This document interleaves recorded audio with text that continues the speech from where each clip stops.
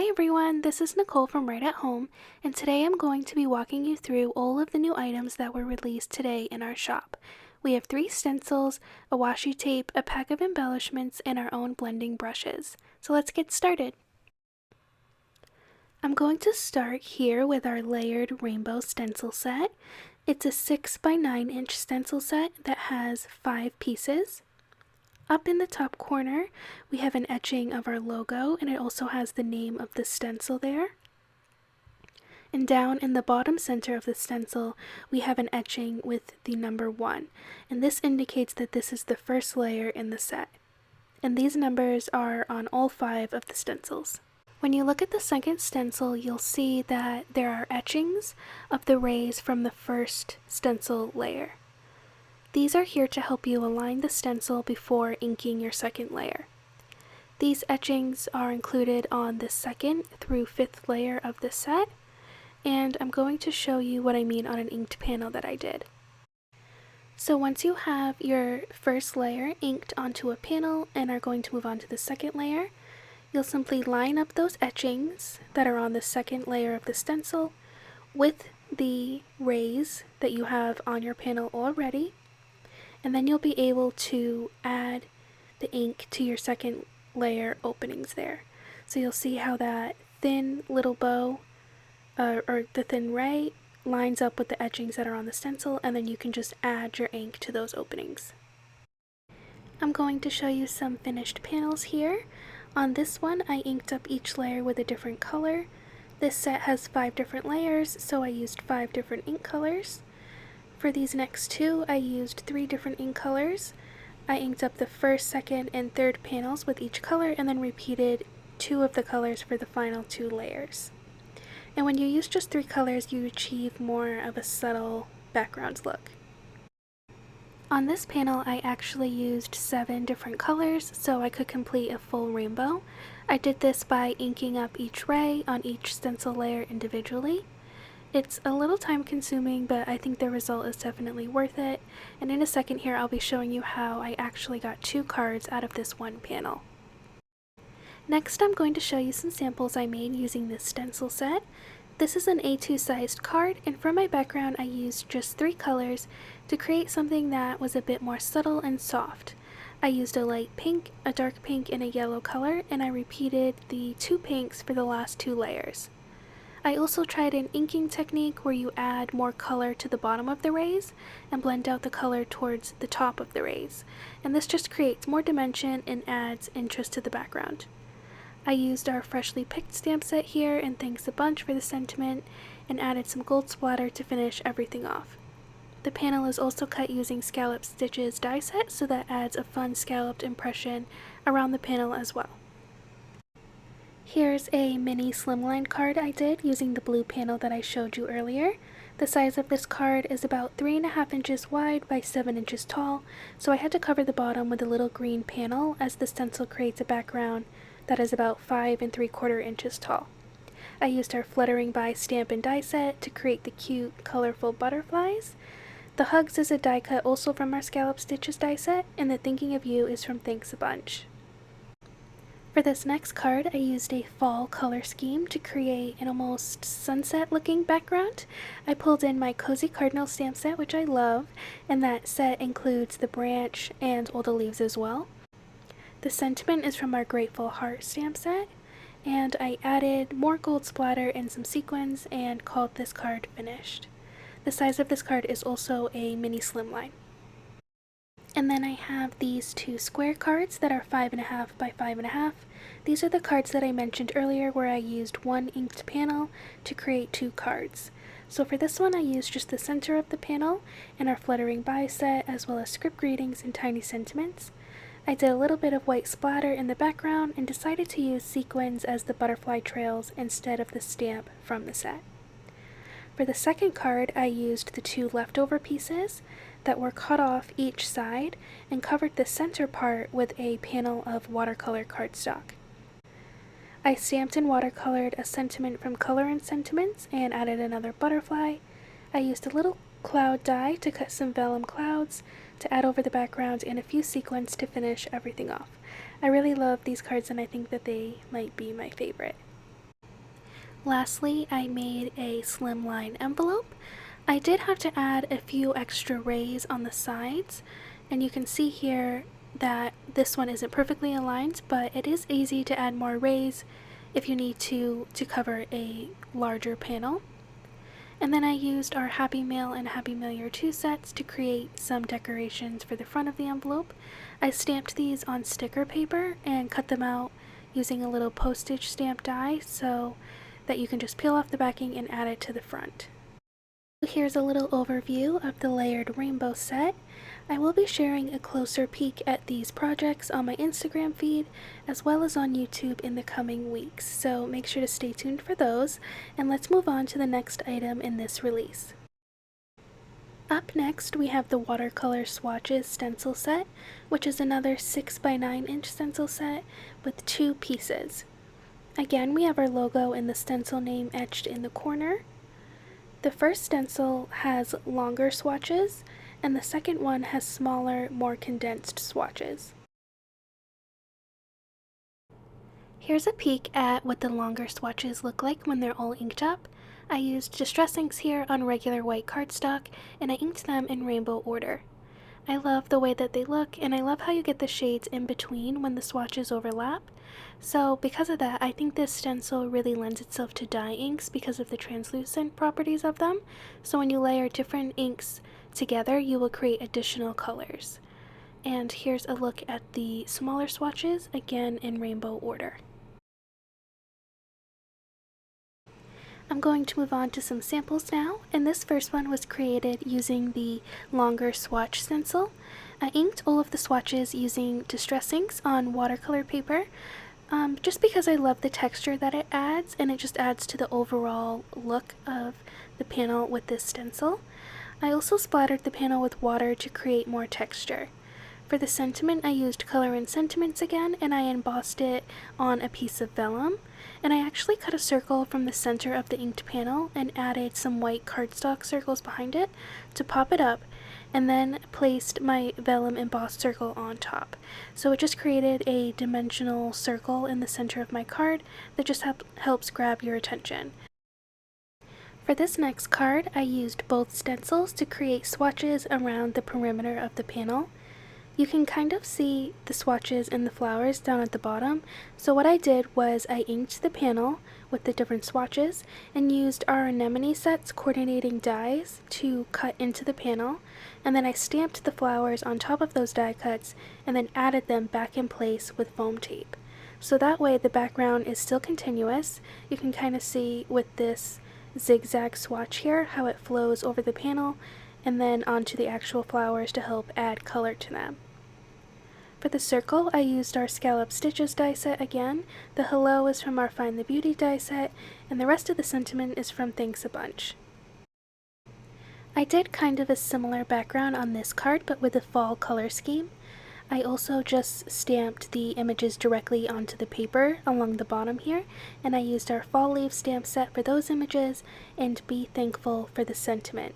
I also used our grid background stamp in a neutral ink color to just add even more texture to the background.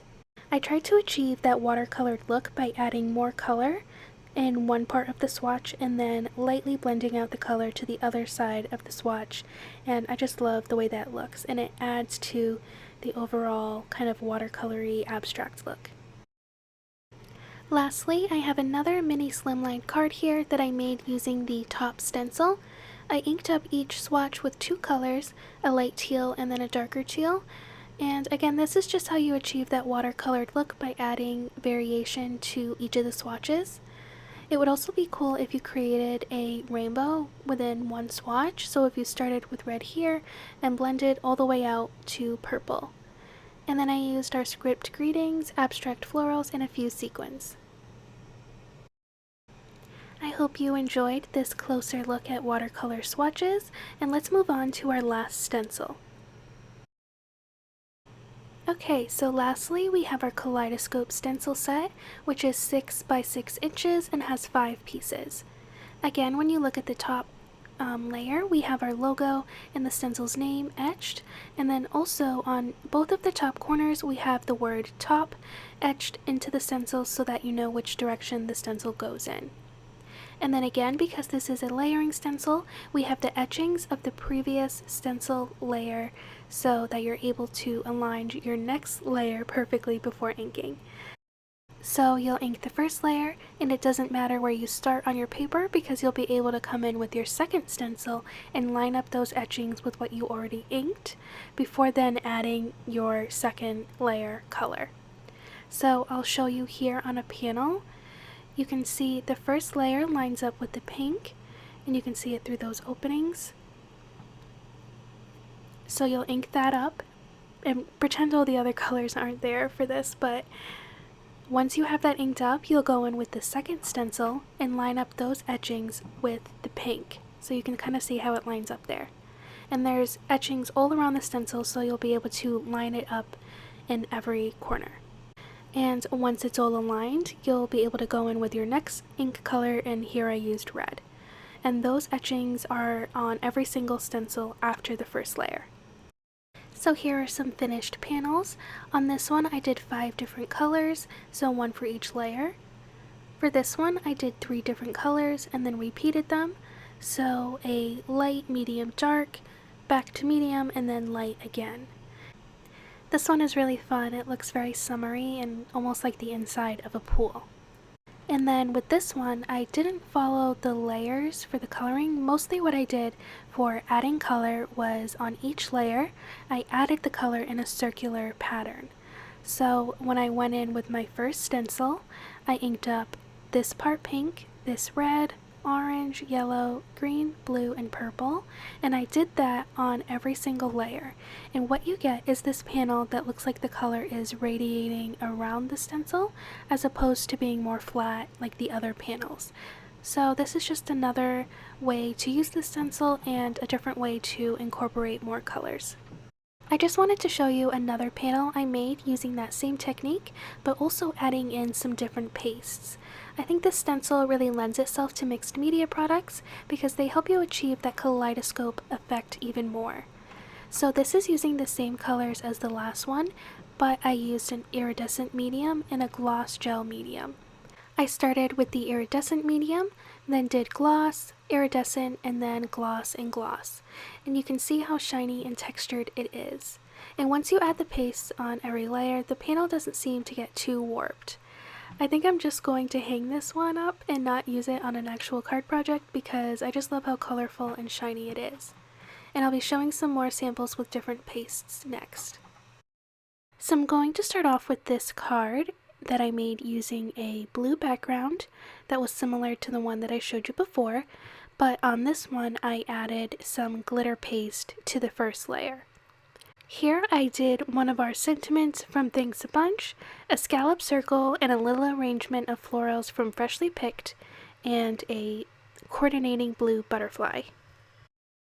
This one uses the same colors as the first panel that I showed you, and on a lot of these panels I didn't want to cover up the center or really any of the panel, so what I would do was cut out a circle from the inked panel and then again just add some white cardstock behind it to add some dimension. I also added a vellum circle on top to mute that color a bit, and then added a die cut sentiment and flower from Sweet Stitches die set, and that was it. I really just wanted the background to be the main focus, and I love the way that this one looks. So for this one I used a little bit of a different color combo, one that's a little bit more earthy. In the center here I did the same technique except with a rectangle and then adding the cardstock behind it. At the bottom of the rectangle I added some flowers from our anemone stamp set, and these were stamped with the same colors as the background. And again here I have one of our script greetings dies, and I finished off the sentiment with the coordinating stamp set for the So Very. For this one I added the glitter paste to the first layer again, and then I did the same technique with this center popped up, but I also added another popped up ring around that circle just to add a little more dimension and something different. I used script greetings again and cut the shadow layer out of vellum. I did a Valentine's Day color scheme on this one with just 3 colors. I used a light pink, a dark pink, and then a red. In the center I cut out a heart, popped it up again with a piece of vellum on top. The Love Ya is from one of our stamp sets, and I popped that up and added some silver glitter hearts around it. Here is a fall version of this stencil. I love the way that this background looks in the different colors, and I actually started this background on an off-white panel instead of pure white. I used our fall leaves stamp set and quirky acorns and the same hello die cut from earlier. I added some gold splatter in the background and more of those sequins to complete the card. And this is on a craft card base too. On this one I did more of a winter color scheme, and after I inked each layer with color, I lined those stencils back up and added a layer of Versamark ink over top so that I could go in with holographic embossing powder.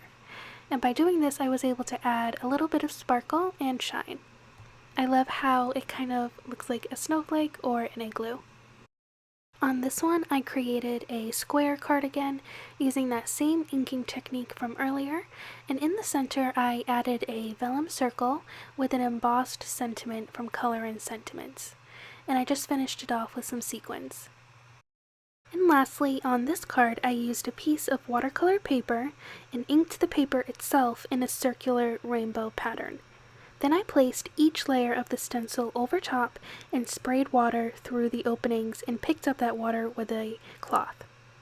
What this does is that it picks up the color in those areas and leaves a more subtle pattern behind. You can see that it's not perfect, but it's just a different kind of look and another way to use this stencil set. In the center I used the hello die cut again, but cut from holographic cardstock. I added a tiny sentiment below from our tiny sentiment set and some sequins. And that's a closer look at our Kaleidoscope stencil set. Let me know which stencil is your favorite in the comments below. The next product that I have for you is our ink blending washi tape that is about 1 inch thick and has 32 feet of tape on a roll. I'll show you how it looks rolled out here, and you can just tear a piece off easily and use it to hold down your stencil while ink blending. And this product is just a fun addition to your ink blending process. Here we have our sunflower ink blending brushes. They have a 6-inch handle and 1-inch bristles. You can see it has our cute little logo here on the handle, and the brush itself is in our signature yellow color. Our brushes also come with a plastic cap here that slips over the bristles. Here's what they look like once they are inked up with color, and also how the cap slips on. I'll show you how they blend here with the Kaleidoscope stencil. You'll just place it on your cardstock and secure it with a little piece of our tape, and then you can ink over top. You can see how it deposits that color nicely. And then you can just pop the cap right back on, and I love having the cap because you're able to prevent the bristles of your brushes from touching each other, and it's also great if you want to bring them on the go with you. The last product I have to show you is actually a surprise item. I didn't think I would have these in time for this release, but I'm happy that I do. These are the white glitter sparkles, and these are shaped like little star twinkles, and I see this shape a lot with hand lettering on Instagram. These sparkles come in 3 different sizes, and you can see that they have a white base with a clear glitter enamel top. And I also want to mention, as I got a question about this, but you can use your alcohol-based markers to add color to these so that they match whatever project you're working on. So here I used a yellow Copic marker, and you can see that it colored it perfectly. So that's these, and I'm super excited to have them in our collection. And that's our new release. I'm so excited about everything, and I hope you guys are too. I will be posting some YouTube videos and reels here showing these items more in action, so make sure to keep your eye out for that. All of these items are available now on my website at www.rightathomeshop.com, and be sure to let me know which item is your favorite in the comments below. Thanks so much for watching. Bye!